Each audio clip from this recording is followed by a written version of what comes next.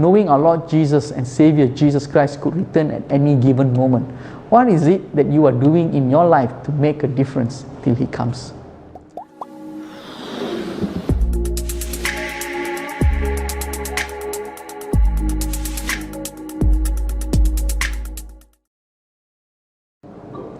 Hi there, church, and welcome to our Wednesday Bible study on the book of Matthew. Today we are going to look at one verse and expound on it because it ties in with what Jesus was preaching in Matthew chapter 23 all the way to chapter 25, which is called the Olivet Discourse by Bible scholars. You know, the verse we are looking at today is found in Matthew chapter 24 verse 14, and this is what it says: "And this gospel of the kingdom will be preached in the whole world as a testimony to all nations, and then the end will come." This is a verse that we're going to look at today. Now, let me give us some perspective here before we expound on this one particular verse. You see, to understand this verse, you got to understand chapter 23, chapter 24, and chapter 25. And this verse is right smack in the middle of God, Jesus, explaining about the end times. Okay? Matthew chapter 23 to 25 records Jesus' end time conversation and also discussion that He had with His disciples. It is called the Olivet Discourse because Jesus was sitting on the Mount of Olives, just east of Jerusalem, while He taught His disciples. See, it was Christ's purpose to give to the disciples a clear picture of what will happen to the world and to prepare His disciples to face life in understanding the future events that's going to take place. See, in the midst of this conversation that He had with disciples, Jesus said in Matthew chapter 24 verse 14, "And this gospel of the kingdom shall be preached in all the world for witnesses unto all nations, and then shall the end come." You see, the text is one of the most important texts in the New Testament for this passage of Jesus. This particular verse that Jesus just mentions three of the major themes of the New Testament. Jesus summarized the theme of the New Testament into this one verse. Okay? He summarizes it, condensing it to the gospel, the Great Commission, and the return of Christ. Wow. Jesus is a master teacher. Amen? Jesus mentioned three of the major themes of the New Testament right here in this verse 14. The gospel, the Great Commission, and the return of Christ. See, the content of Matthew chapter 24:14 is this. To understand this verse, we got to start right at chapter 23 and read it through Matthew chapter 25 to get the full picture. See, this message that Jesus gave on the Mount of Olives actually began in Jerusalem in Matthew chapter 23. Jesus had just finished rebuking the Jewish leaders for their hypocrisy and rejection of Him. Matthew chapter 23, 37 to 39 says this: "Jerusalem, Jerusalem, who kills the prophets and stones those who are sent to her? How often I wanted to gather your children together, the way a hen gathers her chicks under her wings, and you were unwilling. Behold, your house is being left to you desolate. For I say to you, from now on, you will not see me until you say, Blessed is he who comes in the name of the Lord." Here Jesus prophesies the destruction of Jerusalem. Now this must have been a shock to the Jewish leaders, the crowds, and even His disciples, because Herod's temple inspired awe in all who look upon it.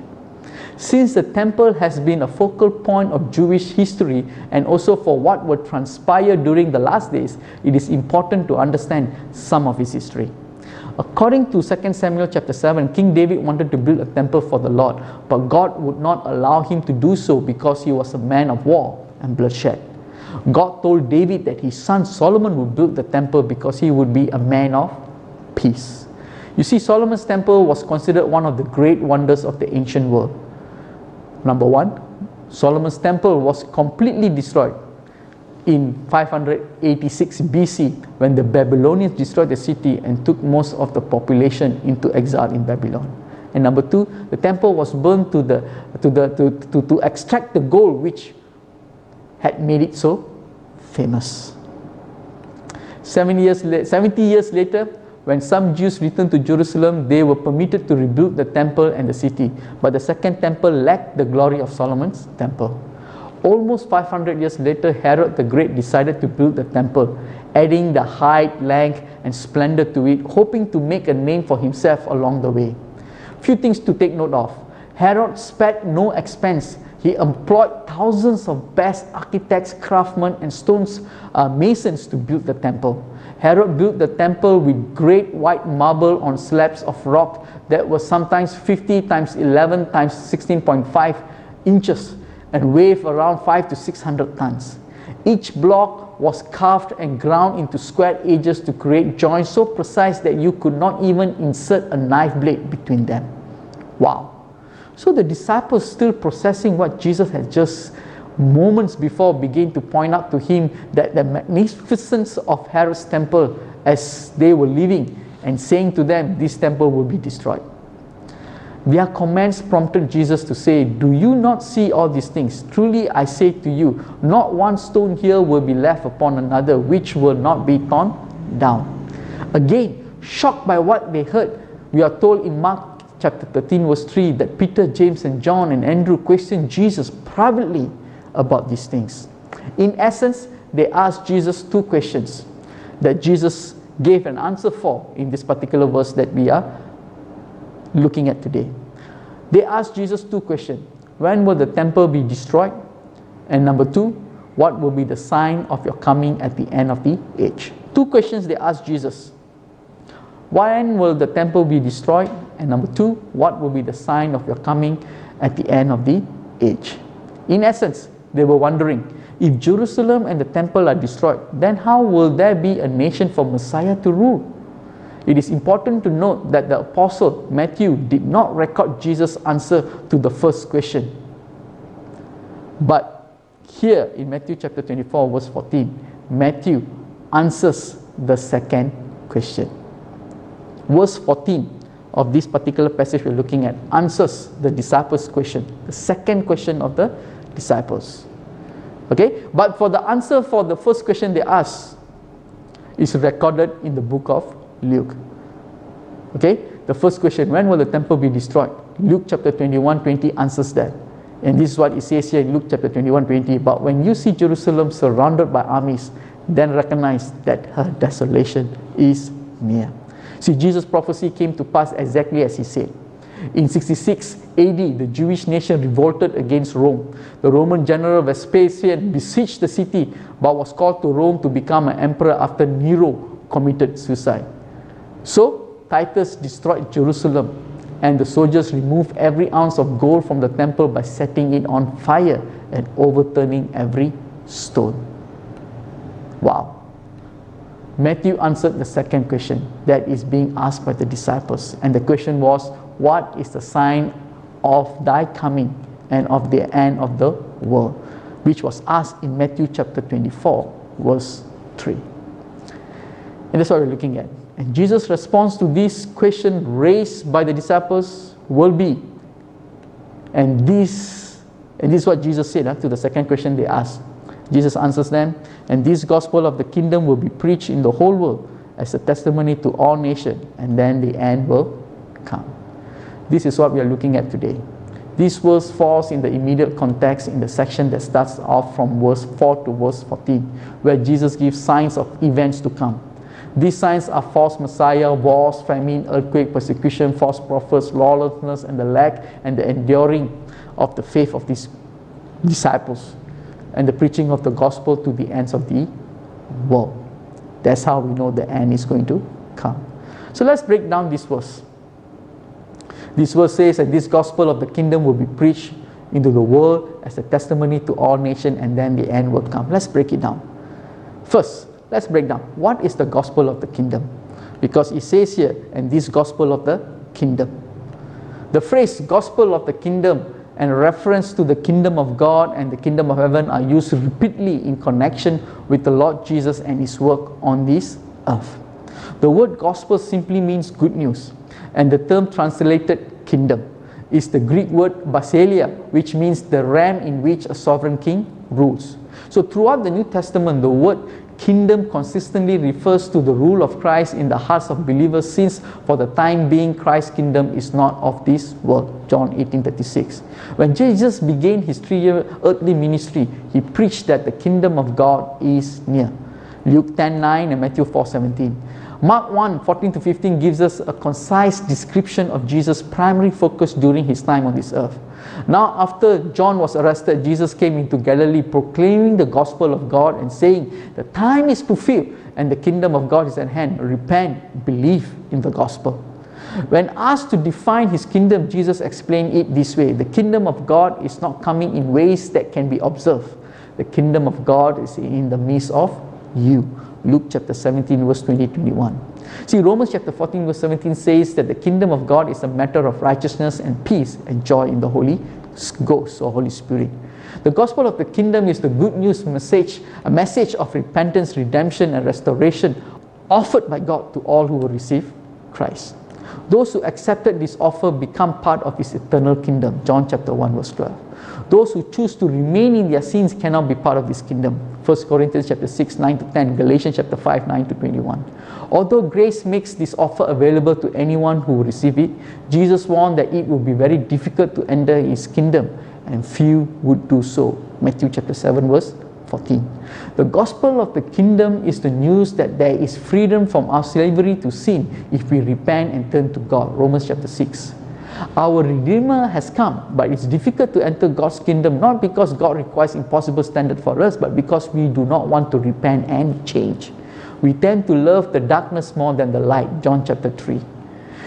Many would rather cling to their old sinful identities than allow Jesus to create them anew. 2 Corinthians 5:17.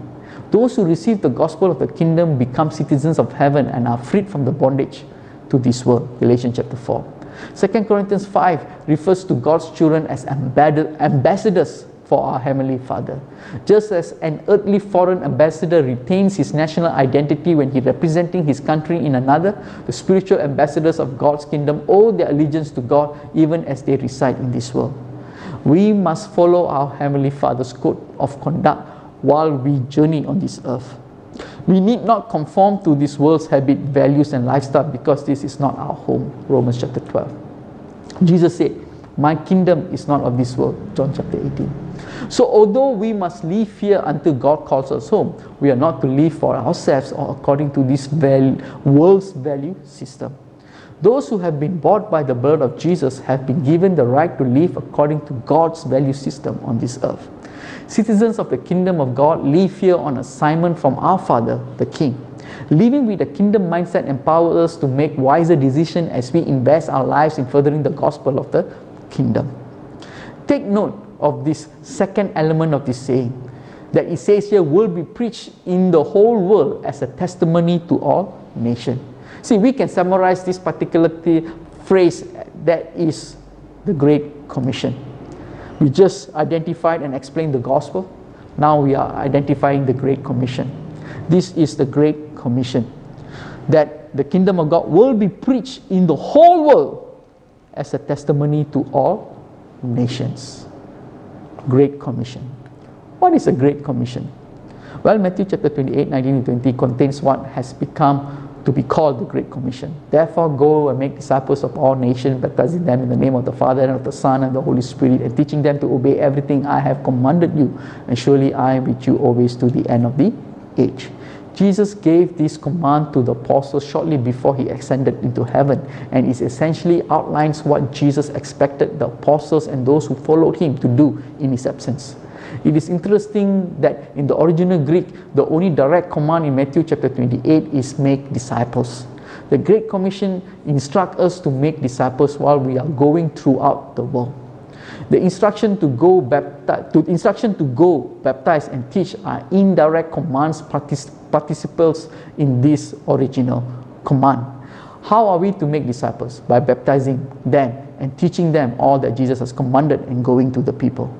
Making disciples is the primary command of the Great Commission. Going, baptizing and teaching are the means by which we fulfill the command to make disciples. A disciple is someone who receives instruction from another person. A Christian disciple is a baptized follower of Christ, one who believes the teaching of Christ. A disciple of Christ imitates Jesus' example, clings to his sacrifice, believes in his resurrection, possesses the Holy Spirit, and lives to do God's work. The command in the Great Commission is to make disciples means to teach or train people to follow and obey Christ. Many understand Acts 1:8 as part of the Great Commission as well. But you will receive power from the Holy Spirit comes on you, and you will be my witnesses in Jerusalem, in all of Judea, Samaria, and to the ends of the earth. The Great Commission is enabled by the power of the Holy Spirit. We are to be Christ's witnesses, fulfilling the Great Commission in our cities, Jerusalem, in our states and countries, Judea and Samaria, and everywhere else God sends us to the ends of the earth. Throughout the book of Acts, we see how the apostles begin to fulfill the Great Commission as outlined in Acts chapter 1 verse 8. First, Jerusalem is evangelized, Acts chapter 1 to 7. Then the Spirit expands the church throughout Judea and Samaria, Acts chapter 8 to 12. Finally, the gospel reaches to the ends of the earth, Acts chapter 13 to 28. Today, we continue to act as ambassadors for Christ, and we plead on Christ's behalf to be reconciled to God. 2 Corinthians chapter 5 verse 20. We have received a precious gift, the faith that was once for all entrusted to God's holy people. Jude chapter 1. Jesus' word in the Great Commission reveals the heart of God, who desires all people to be saved and to come to the knowledge of the truth. 1 Timothy chapter 2 verse 4. The Great Commission compels us to share the good news until everyone has heard the good news. Wow. The gospel of the kingdom will be preached in the whole world as a testimony to all nations. Like the servants in Jesus' parable, we are to be about the business of the kingdom, making disciples of all nations. He called his 10 servants and delivered them 10 pounds and said unto them, occupy till I come. Please do take note that it also says that they will preach in the whole world as a testimony, witness to all nations. What does that mean? What does that mean? It means the gospel must be a witness or testimony to every nation, every people of this world.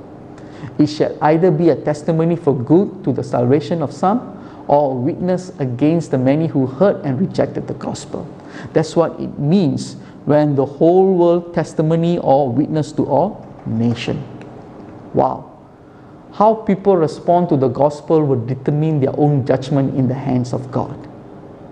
Whether it's going to be a testimony of salvation or witness unto judgment. Wow. And lastly, it says that when this has been done, and then the end will come. What does it mean? And then the end will come. See, Jesus taught this gospel of the kingdom shall be preached in the whole world as a testimony to all nations, and then the end will come. It is exciting to imagine that the coming of Jesus may come on the very heels of the last person on earth hearing the gospel. Wow. But one must be careful not to read more into the text than Jesus intended it. Although the scriptures say the gospel will be preached to the whole world and then the end will come, it does not say that the coming of Christ will follow immediately after the completion of the Great Commission or when everyone has heard the gospel. And even it is to follow immediately, our understanding of completing the Great Commission may not match God's perspective. A day may come when we think the task has been completed, but we may be unaware of other people whom God still intends for us to reach. If Christ delays his coming for another 100 years, we must be faithful to proclaim his name to every generation for as long as we wait for his second coming. See, the end will come is not to be interpreted as the end of the world or the second coming of Jesus, as others understand it to be, but as the end of the Jewish state, the end of the city and the temple before the Antichrist comes. That is what Jesus is saying here. Okay, so when the word of God is preached to the ends of the earth and everyone has heard the gospel, be ready, because then Jesus says Antichrist is coming. Not Jesus, Antichrist. Why? Jesus began to explain what will happen next. So when we have done the work of preaching to all people group all over the world, it's the last criteria and sign of the destruction of Jerusalem And the account of itself follows in verse 15 onwards of the book of Matthew chapter 24, where Jesus described the utter desertion and destruction that we will face in the hands of Antichrist. Firstly, the Jewish people, and then those who believe in Christ Jesus. In other words, things are going to get harder. Things are going to get darker. So what are we to do? Do remember, Jesus does not merely give us this to inform us about his return, but rather to transform us, to get us into motion, into activity, so that when he returns, he will find us doing what it is he has called us to do. You know, if you look at what Jesus said after this, after verse 14, and if you read Matthew chapter 25, you realize the parables that follows this teaching on the Lord's return each carry with them at least one powerful truth. The parable of the faithful steward calls us to be faithful, calls us to faithfulness. The parable of the 10 virgins calls us to both to be prepared and to expect. And the parable of the talents calls us to stewardship. It is to this end that Jesus has given us this passage. Not merely to answer the question of the disciples, but to instruct us and encourage us to be busy about his work when he returns. This is the bottom line issue. What is it that you are doing today that will make a difference in eternity? Knowing the signs of the times are everywhere, knowing our Lord Jesus and Savior Jesus Christ could return at any given moment, what is it that you are doing in your life to make a difference till he comes?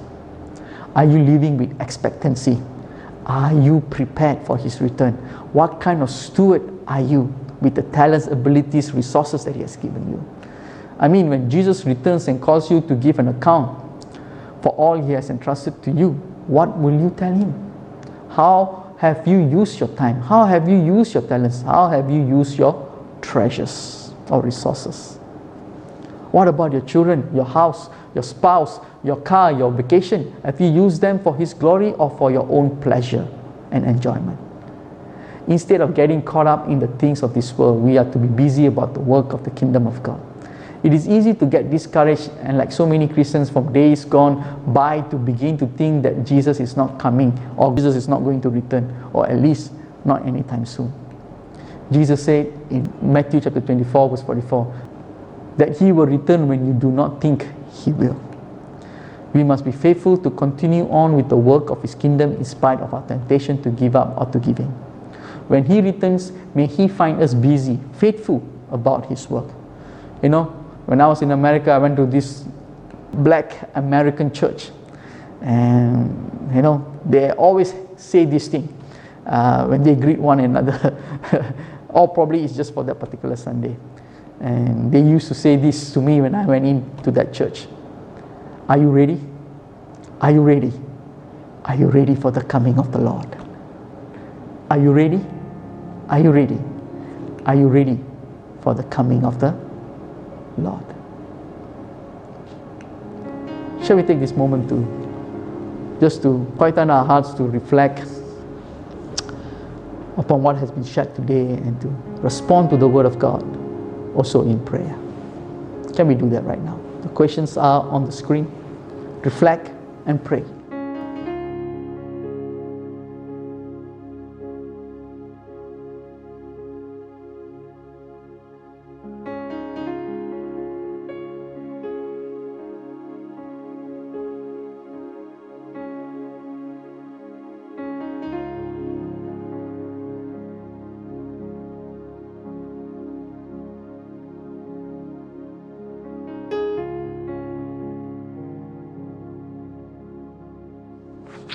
Shall we pray? Heavenly Father, we come before you. You have given us the mandate, Lord, to preach the gospel, to be your witness, Lord, to be a testimony, Lord, in this world. Lord, to take the gospel not just where we are, Lord, but to the ends of the earth. Lord, help us, Father, that we will not marginalize, Lord, we will not shortchange you, Lord, in this command that you have commanded us, Lord. Lord, help us, Lord, to live up, Lord Jesus, Lord. For this is the mission that you have created for, Lord, before even the foundation of the earth was laid. This is the good work. The good work is to take the good news, Lord, and to put it in the hands of people who have never heard of it, and give them a chance to respond to your gospel, to your love, Lord, to your care, to your compassion, to your grace, Lord, to your forgiveness. So help us, Father. Empower us, Lord, today, Lord, that our lives will not be wrapped up, Lord, in our daily living, Lord, and our own selfish needs, Lord Jesus. But Lord, help our mind and our heart and our life, Lord, be projecting and be propelled and be pivoted to, Lord, your mission that you have given us, Lord, to preach the gospel of the kingdom to the ends of the earth, Lord, to go and make disciples of all nations, Lord, baptizing them in the name of the Father, Son, and the Holy Spirit, Lord, and teaching them to obey everything that you have commanded, Lord, for your presence, your power, your Holy Spirit lives in us, works through us, Lord Jesus, Lord, to give us the courage and the strength to share the gospel with everyone around us. So help us, Father, to be about your kingdom, to be about your purpose, to be about your will, Lord. In Jesus' name I pray. Amen. Thank you, church, and God bless you.